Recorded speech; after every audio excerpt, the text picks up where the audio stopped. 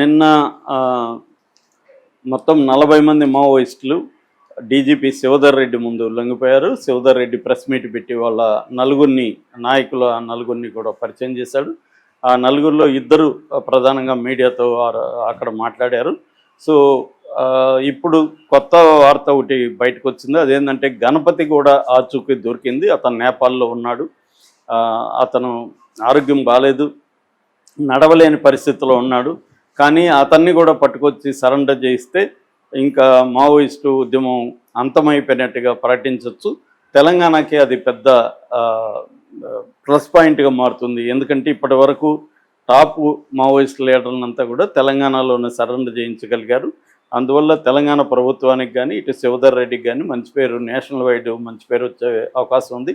ఆ మధ్య అమిత్ షా కూడా తెలంగాణ ప్రభుత్వాన్ని అభినందించాడు. వీళ్ళ ప్రోయాక్టివ్గా ఉన్నారు, వీళ్ళు ఒక ప్లాన్ వేసుకొని ఆపరేషన్ ఆమ్నెస్టీ పేరుతో ఎవరెవరు తెలంగాణ నుంచి మావోయిస్టులు టాప్ లీడర్లుగా ఉన్నారు వాళ్ళందరినీ సరెండర్ చేయించే కార్యక్రమం ఎలా చేయాలి అని ఒక ప్లాన్డ్గా వెళ్ళారు. అది సక్సెస్ అయింది.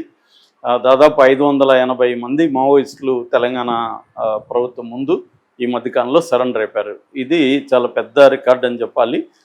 ఎందుకంటే ఇప్పుడు నిన్నటిది అతి పెద్దదని చెప్పాలి. ఎందుకంటే దేవ్జీ ఆయన ఫార్మల్గా మావోయిస్టు సెంట్రల్ కమిటీ సెక్రటరీ కాదు, కానీ సెంట్రల్ కమిటీ సెక్రటరీ స్థాయి ఉన్న వ్యక్తే.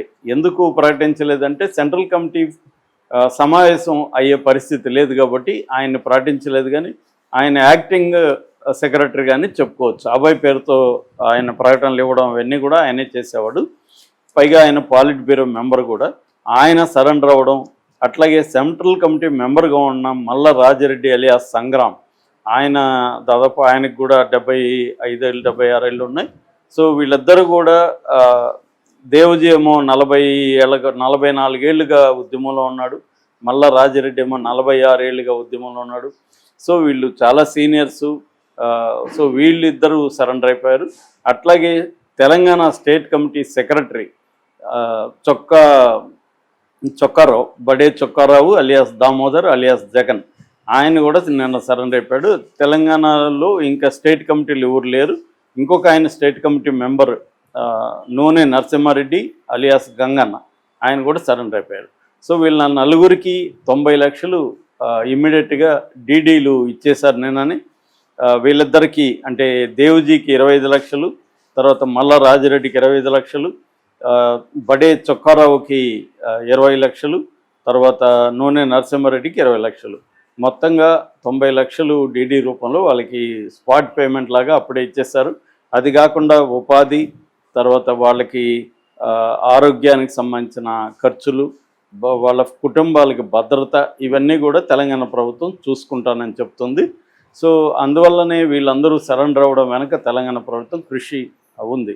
అయితే నిన్న సరెండర్ అయిన దేవ్జీ కానీ లేకపోతే మల్ల రాజిరెడ్డి కానీ ఉద్యమంలో తప్పులు జరిగాయని, లేకపోతే ఉద్యమం ఇంకా ముందుకు వెళ్ళలేని పరిస్థితులు మేము వచ్చామని చెప్పట్లేదు. అనారోగ్య కారణాల వల్లే మేము వచ్చామని చెప్తున్నారు.